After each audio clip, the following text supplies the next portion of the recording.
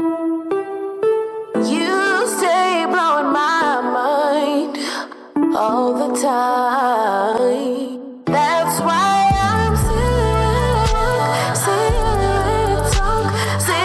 when I'm next to you. So welcome to our 5th episode, our podcast, Young Clips Chair Game. I'm your host, Doovie the Don, your local, domestic, and mobile barber. Don't forget to like, share, comment.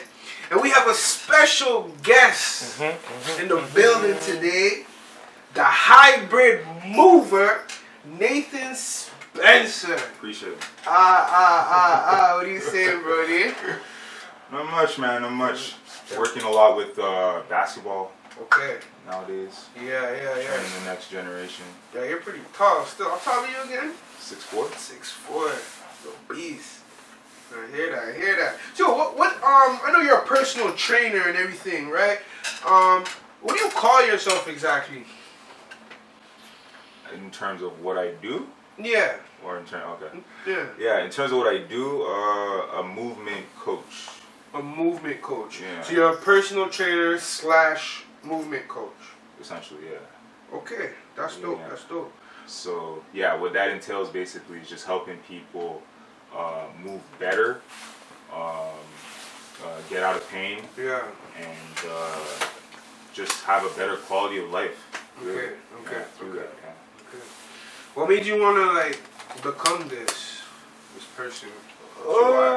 It's funny. It's Yeah. funny. Actually, I wasn't planning on really going down this route.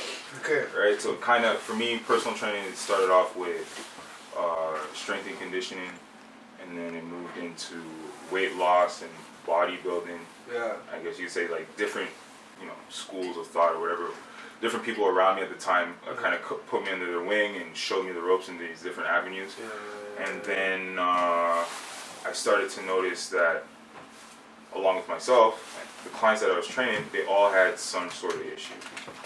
Frozen shoulder, ankle problems, knee problems, back problems. And when I first learned personal training, or what I was taught was, okay, if somebody has something wrong with them, do something different and refer them to another professional that's more versed in fixing people. Don't try to fix people. Just kind of let it slide, Okay. But most people that live in pain feel like it's a normal thing. Maybe their dad went through it, maybe their mom went through it. Maybe as a child growing up, they heard, people that were, a little older than them or much older than them say, I must be getting old, my back hurts, this, that, the other. So they think it's just a general consensus that living in pain is normal. So there's no haste to try to mend things or fix things, right? And then I realized that, there are certain things that you can do to get out of that. And it kind of shifted my way of thinking, because I was always about just, one, looking good, 2, performing well. So that's running fast, jumping high, doing what you need to do as an athlete, But how things are kind of taught in the schools of thought of things, they don't emphasize that there's a certain level of groundwork that needs to be done prior to lifting heavy, or even to building the physique you want. There's something else that you need to do before that. So I started to learn about it through the one guy, Kelly Starrett, doctor of physiotherapist, read through his book 3 times back to back. I was like, okay, this is some information that I could work with. And one thing led to another. I became an Animal Flow coach. Okay. And then more things led to another, and I became pretty much this flexibility, mobility guru. Yeah. And that you definitely are still. Yeah. What age did you really realize, because I know you said it's not what you planned at first, but what age did you realize, okay, this is who I am, this is what I'm doing, really? It's funny. I would say maybe 3 years ago. 3 years ago. Maybe 2019. Okay. Reason being was like, okay, from my standpoint, like Yeah. I had different mobility issues that I was going through, and the problem that I had, I went to go see different people, osteos, active release, sports therapists, and all these people. And some of them were able to help, some of them weren't able to help. None were even really able to really pinpoint, say, yo, this is really what your problem is, and this is what you need to do to mend the problem, right? So I took it upon myself to learn as much as I possibly could for my sake, and things kind of metastasized from there. And then once I guess you could say, started fixing other people and started to see changes in what I was doing, Yeah. I was like, okay, like this is something that I need to do to help other people that don't know what they're going through, that think that it's something that's, you know, terrible. Like Yeah. it's a very, very hard thing to feel like a prisoner in your own body, you know. For sure. And there's a psychological effect on that. There's an emotional effect on that. Sure, People for don't think about that. Yeah. But helping somebody do that or fix themselves is pretty much the same way as getting, you know, somebody who's out of shape back into shape, and For sure, having for them sure. have confidence in their body. You know what I mean? For sure. Because that's kind of how I stopped playing ball too. Because I'm like, bro, every time I play, my knees hurt. I'm like, you know what? I'm not balling no more. You know what I'm saying? Like, Yeah. you know, your body can't do what your mind is telling you to do. You know? Yeah, and in my opinion, like somebody who once did something Mhm. and now doesn't do it anymore, is like, it's almost like when you make that decision, you're giving up on yourself, Okay. you know? Yeah. And okay, there's a lot of different things, but let's just say there's a long list of things. And Yeah. You just start giving up on yourself, one after the other, after the other, after the other. You're giving yourself an early grave, really. You think about it. That's 'Cause facts. you're giving up on Yourself. your Yeah. life, Yeah. you know, what's possible for yourself. Yeah, what you Um, enjoy doing. you know. Things you want to do. Yeah. Yeah. So it's big. It's really big. I mean, I myself, I play basketball, and Yeah. that's also what kind of set me on this path, because I was trying to be as athletic as possible. Yeah. I would hit a certain level, a certain plateau, and then boom, I'll get hurt again. And you know, it's that process in itself is Yeah. very, very annoying. Yeah, It's just yeah, not something yeah. somebody wants to do. At certain points in time, people want to give up. I know somebody else who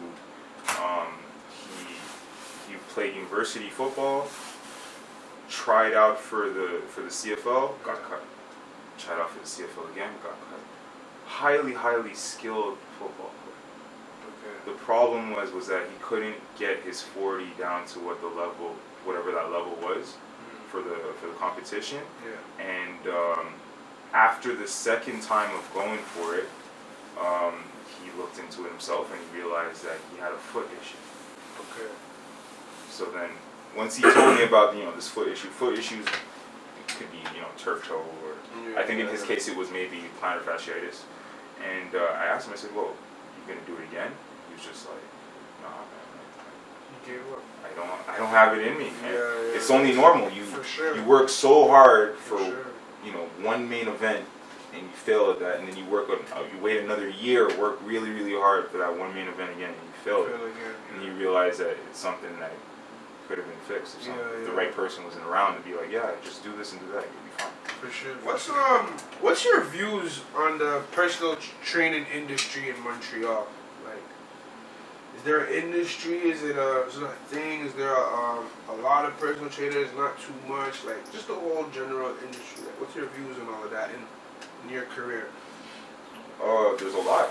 Yeah. There's a lot. I mean, I'm a very big believer in just physical action. Like you can't just sit down all day. There's so many different ways to move. Like you have people that they're teaching skipping rope. Yeah. You know, they're teaching bodybuilding, they're teaching rock climbing, they're Okay. teaching all kinds of different things. There's Okay. so many It's like different broken ways down in so many different to sections. move. Yeah, modalities. There's so Yeah. many different ways of doing it, right? Okay. So yeah, we have a lot. We have a lot to offer in the city. Okay. And you know a lot of.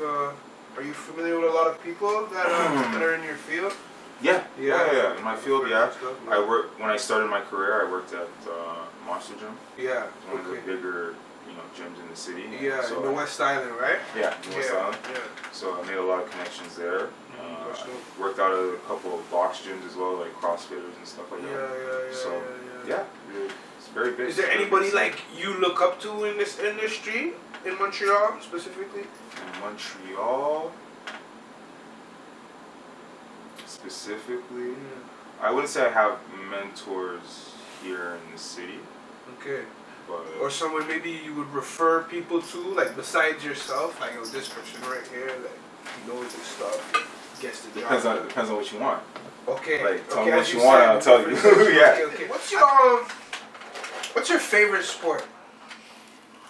Basketball. For sure. Basketball? Yeah. Hands down. Are you good? I'd like to say so. You I can like be- to say. you can be He just like, please get out of here. Stop. I hear that. Yo, 10 years ago now, you couldn't handle me, but now, like, you can run laps. Now? and stuff. Even 10 years ago. Ooh. Bro, 10 years ago I was 20, bro. You're in your prime. What are you talking about? Gotta bro? try. Yo, what's your favorite team? Your favorite basketball team? My favorite basketball team. Yeah. Right now, I could say I don't have one. No? I was a big fan of the OKC Thunder back when KD was there. Okay. That was my team. That's when they started jacking teams up with like superstars. That was right before it started. Okay. Right before, maybe a couple years before. Okay, that's when they were in their prime too. Yeah. Yeah. Russell, Durant, Ibaka. Westbrook. Yeah, that team was stupid. Yeah. So I'd say that then. But then you see after the NBA just do what they do. Yeah. And all these players are doing what they're doing. Mm-hmm. Like there's no, like even if you've been watching this year's playoffs, bro, like some of these superstars are just like they're lost in the sauce. Man. They're not focused. It's a different ball game than what I grew up watching. That's why I kind of lost interest a little bit. You know They're what I'm getting paid trying to too say? much, man. Mm. They're getting paid too much. They're getting caught up in the life. Nobody has. Cause I'm a basketball instructor too, right? And Okay. What I Jack noticed. of all trades. Yeah. Yeah, man. Yeah. What I noticed with these kids is that they think that especially today's generation, they really think that basketball is all about bucket getting. You know what I mean? Just getting the ball, doing a move, getting the basket, scoring, getting buckets. Yeah. But there's so many other intangibles, just like any other sport, right? Just like soccer, just like hockey, just like football. There's so many different roles that a player can fit that it's impossible that you can just focus on the idea. You stay blowing my mind all the time.